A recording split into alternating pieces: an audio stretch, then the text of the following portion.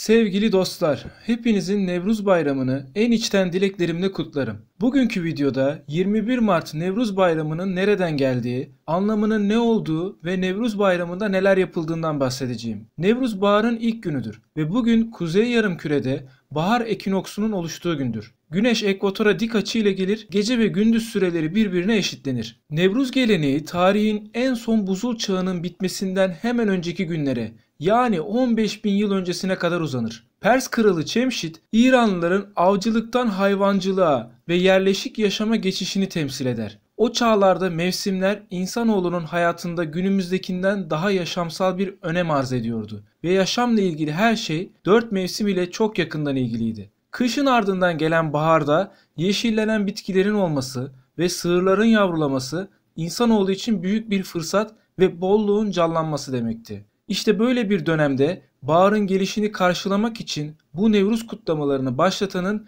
Kral Cemşit olduğu söylenir. 2010'da Birleşmiş Milletler Genel Kurulu 3000 yılından beri kutlanmakta olan Pers kökenli bu şenliği Dünya Nevruz Bayramı ilan etmiştir. Şimdi sizlere günümüzde Nevruz'un bazı halklar için neden özgürlük ve kurtuluş bayramı olduğunu anlatacağım. İlk olarak Türklerden başlayalım. Nevruz Bayramı Göktürklerin Ergenekon'dan demirden dağı eritip çıkmalarını, baharın gelişini, doğanın uyanışını temsil eder. Ergenekon destanında Nüküs ve Kıyan kardeşler Tatarlara yenilince saklanmak için Ergenekon yani maden yeri adı verilen yere dar ve sarp bir yoldan ve bir geçitten geçerek gitmiş. 400 yıl sonra kendileri ve sürüleri burada o kadar çoğaldılar ki Ergenekon'a sığmadılar. Atalarının buraya geldiği geçitin yeri unutulmuştu. Ergenekon'un çevresindeki dağlarda geçit aradılar. Bir demirci dağın demir kısmı eritilirse yol açılabileceğini söyledi. Demirin bulunduğu yere bir sıra odun, bir sıra kömür dizdiler ve ateşi yaktılar.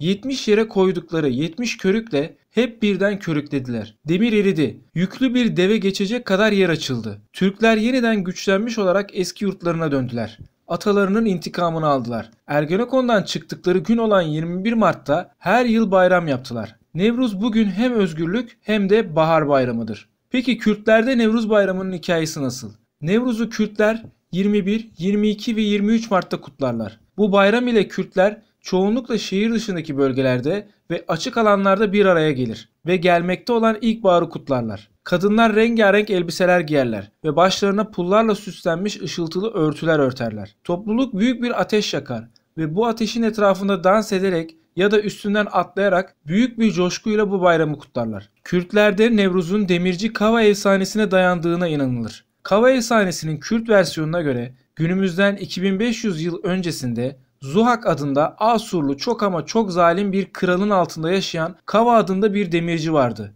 Bu kral tam bir canavardı ve efsaneye göre her iki omuzunda da birer yılan bulunuyordu. Her yıl bu iki yılanı beslemek için Kürtlerden iki genci sarayına kurban olarak getirtip aşçılarına bu iki çocuğu öldürtüp beyinlerini yılanlarına yemek olarak verdiriyordu. Aynı zamanda bu canavar kral ilkbaharın gelmesini de engelliyordu. En sonunda bu zulümden bıkan ve bir şeyler yapmak isteyen Armael ve Garmael adlı iki kişi kralın sarayına mutfağa aşçı olarak girmeyi başarırlar ve kralın yılanlarını beslemek için beyinleri alınarak öldürülen çocuklardan sadece birini öldürüp diğerinin gizlice saraydan kaçmasına yardımcı olurlar. Böylece ellerindeki bir insan beyniyle kestikleri bir koyunun beynini karıştırarak yılanlara vererek her yıl bir çocuğun kurtulmasını sağlamış olurlar. İşte bu kaçan kişilerin Kürtlerin ataları olduğuna inanılır. Ve bu kaçan çocuklar Kava adlı demirci tarafından gizlice eğitilerek bir ordu haline getirtilir. Böylece Kava'nın liderliğindeki bu ordu bir 20 Mart günü zalim kralın sarayına yürüyüşe geçer